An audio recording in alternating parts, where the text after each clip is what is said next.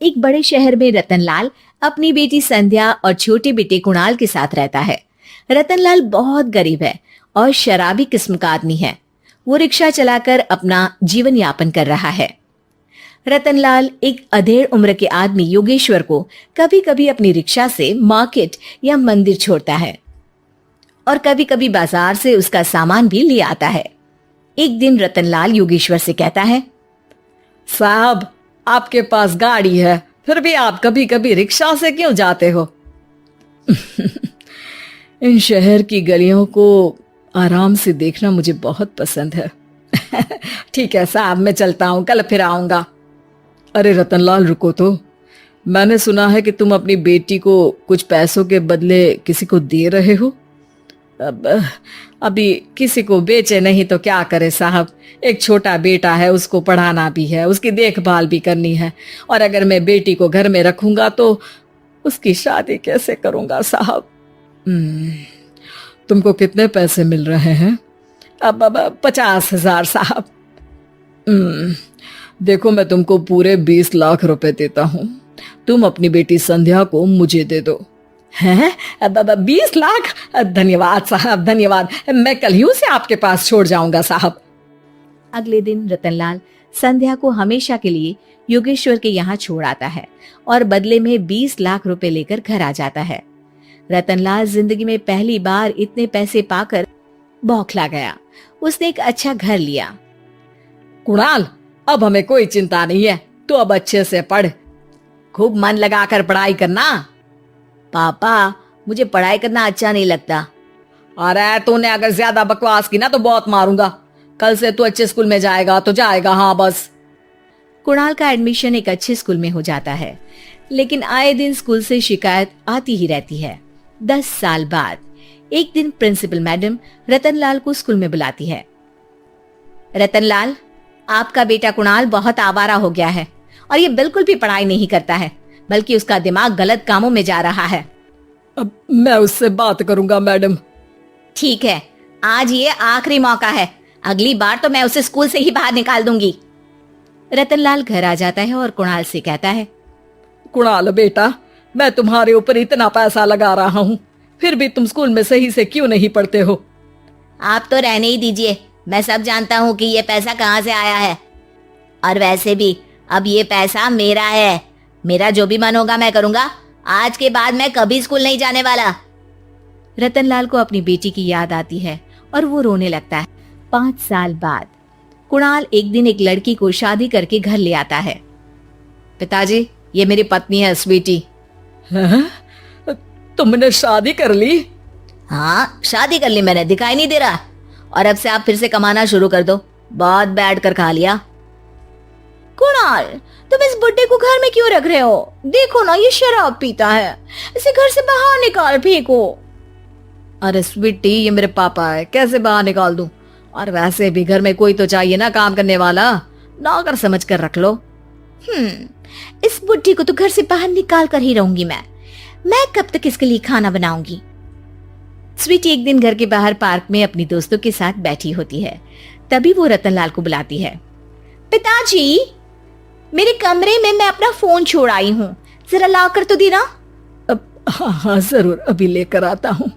Ratanlal phone लेकर आ जाता है।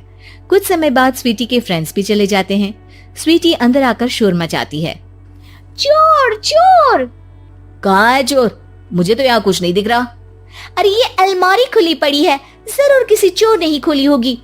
अरे कौन आया था यहाँ? यहाँ तो पिताजी आए थे बस। अरे बहू, मैं चोर नहीं हूँ। मुझे तो आप पर अब बिल्कुल भी विश्वास नहीं है पिताजी, क्योंकि जब आप पैसे के लिए दीदी को बेच सकते हो तो आप चोरी भी तो कर ही सकते हो। अरे लेकिन वो सब तो मैंने तेरे भले के लिए किया था ना। मैं तो कहती हूँ कि हमें इनकी कमरे की तलाशी लेनी चाहिए। तुम बिल्कुल सही कह रही हो, चलो। स्वीटी और कुणाल दोनों रतनलाल के कमरे की तलाशी लेते हैं और उन्हें वहाँ स्वीटी की ज्वेलरी और पैसे मिल जाते हैं। मैं तो पहले ही जानता था कि चोर आप ही हो। निकल जाओ मेरे घर से और दोबारा अपनी शक्ल मत दिखाना। रतनलाल आंखों में आंसू लिए घर से निकल जाता है। स्वीटी मन ही मन सोचती है, आज तो मेरी प्लानिंग सफल हो गई। जैसा मैं चाहती थी ऐसा ही किया और बड़ी आसानी से उस बुड्ढी को चोरी का इल्जाम लगाकर घर से भगा दिया। रतनलाल की हालत अब ज्यादा खराब हो गई और वो सड़क पर बैठकर भीख मांगकर खाने लगा। एक दिन वहां एक गाड़ी आकर रुकी और सड़क पर बैठे सभी भिखारियों को अपने सेंटर ले गई। एनजीओ की मालिक संध्या एक एक करके सभी को सुविधा मुहैया कराती है। तभी उसकी नजर रतनलाल पर पड़ती है। पिताजी? संध्या तू? पिताजी, आपकी ये हालत कैसे हुई? ये सब मेरे बुरे कर्मों की सजा है जो मुझे मिल रही है। मुझे माफ कर दे बेटी।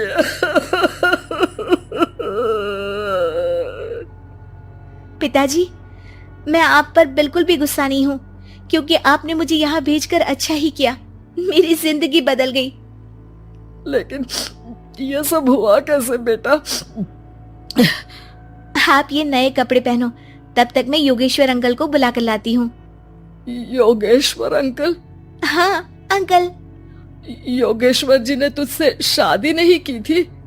नहीं तो पापा, उन्होंने तो मुझे पढ़ा लिखा कर इस काबिल बनाया है कि मैं आज सबकी सेवा कर पा रही हूँ। रतनलाल पश्चाताप करके रोता रहता है। तभी योगेश्वर भी वहां आ जाता है। रतनलाल जी, आपकी ये हालत कैसे हुई इतने सारे पैसों के बावजूद भी? क्योंकि मैंने बेटे और बेटी में भेदभाव किया था। लेकिन आपने ये कैसे किया, मुझे ये जानना है, बताइए।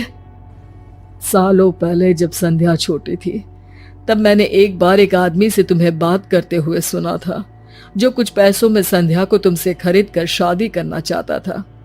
मैं उस समय एनजीओ में बच्चों के लिए ही काम कर रहा था और मैं किसी भी लड़की की जिंदगी खराब होते नहीं देख सकता था। इसलिए मैंने अपने जीवन की कमाई का एक बड़ा हिस्सा तुम्हें दे दिया था। सच में कितना गलत था मैं, मुझे माफ कर दो। अब आप दोनों मेरे साथ घर चलो और आज मैं अपना सच्चा प्रायश्चित करना चाहता हूँ। योगेश्वर और संध्या रतनलाल के साथ घर जाते हैं। स्वीटी दरवाजा खोलती है। चोर भिखारी, तू फिर से आ गया? चल भाग यहाँ से बुड्ढे। ये घर तुम्हारे बाप का नहीं, मेरा है। बाहर निकलो यहाँ से। रतनलाल कुणाल और संध्या को घर से बाहर निकाल देता है। योगेश्वर जी, अब ये घर आपका है और अब आप यहाँ एक और एनजीओ खोल सकते हैं। शायद अब ये सच्चा प्रायश्चित है। संध्या अपने पिता के गले लग जाती है।